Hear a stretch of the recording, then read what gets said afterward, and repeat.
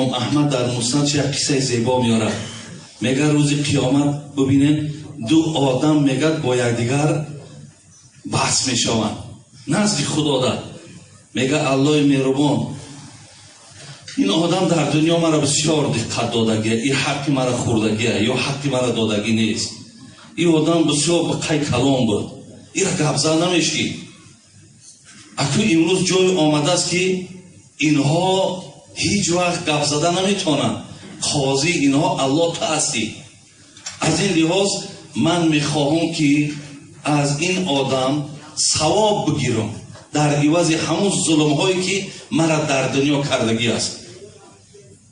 بعد از آن این بنده در جوابش میگه الله مهربان این گفتگوی هر اینها را گوش دارد. میگه این برادر میگه حقیقتا من خیلی بدبخت بودم، ما همه کارا را کردیم، لیکن در عوض آنه که من گناه زیاد که دارم حاضر هیچ ثواب ندارم.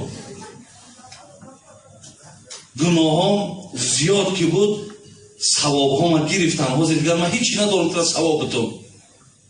بعد از آن خداوند میگه برادرت یگان ثوابی نداره که ترا بده. بعد از آن آدم دعواگر میگه خیر که ندارد الله مهربان وعده ها این خیل بود، گناه های مرا در گردنش بار کن.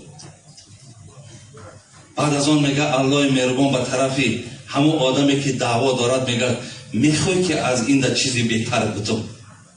برادرها مهربانی الله را بینیم با بندگانش. میخوای از این در بهتر برای تو چیزی بدم. میگه چی است؟ میگه نگاه کن. نگاه میکنه یک خانه یک قصر زیبا. میگه نمی از تو است.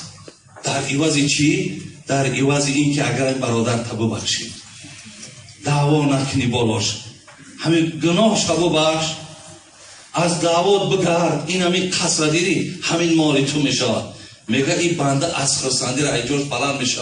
میگه خدایا بخشیدمش، خدایا بخشیدمش، خدایا بخشیدمش. الله میگه 10 شبگی جنت بدرو، 10 شبگی جنت بدرو. این مهربانی خدا را به برادر عزیز در نسبت بندگانش چه مهربان است. این خصلت های رذیله حیوانی را ما و شما در نسبت یکدیگر داریم. الله ما این قدر ذات مهربان است. ولی حضرت مولوی همین چیزها را که دیدن بعد گفت من آدم گفته هستی کله جنبان، چرا داری مزاجی خوی حیوان. گهی چون سگ شوی در جنگ اخوان، گزی هر دیل را به زخم دندان. گهی سازی به هر کس خصلتی مار، دیهی هر مؤمن را سخت آزار. غمی اشکم خوری همچون بهاییم، نگردی سیر همچون گاو داییم. زی پرخوری است ناف و گردن و قفس، و شهوت رانی همچون خر به هر نفس. با وقتی خواب باشی خیف پرتاب، بینای عمر در صرفی خور و خواب. حضرت چقدر ما را ملامت میکند. افسوس میگه که همین نام آدمی است.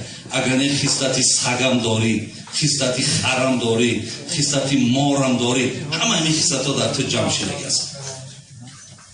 برادرای عزیز، همه شما دادرای مایی، شما برادرای مایی، شما بعضی ها در عمر ما کلانترای مایی.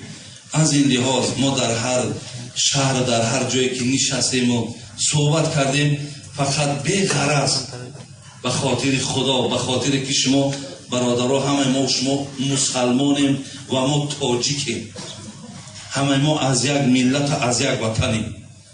باید در نسبت یکدیگر بین چی عزیزای خدا. با خدا من حاضرم پیش در پیاله چایمون 3 ساعت برای شما، با کمش 3 ساعت از تمام حدیث و آیت و قصه و هر یک مصرعی که هست برای شما صحبت کرده میتونم. ولی عزیزای خدا میگن یا نکته بس است اگر شعور است، ورنه چون چراغ پیشی کور است. برای آدم با فهم همین یک اشارش انشاءالله برادر عزیز کفایت میکنه.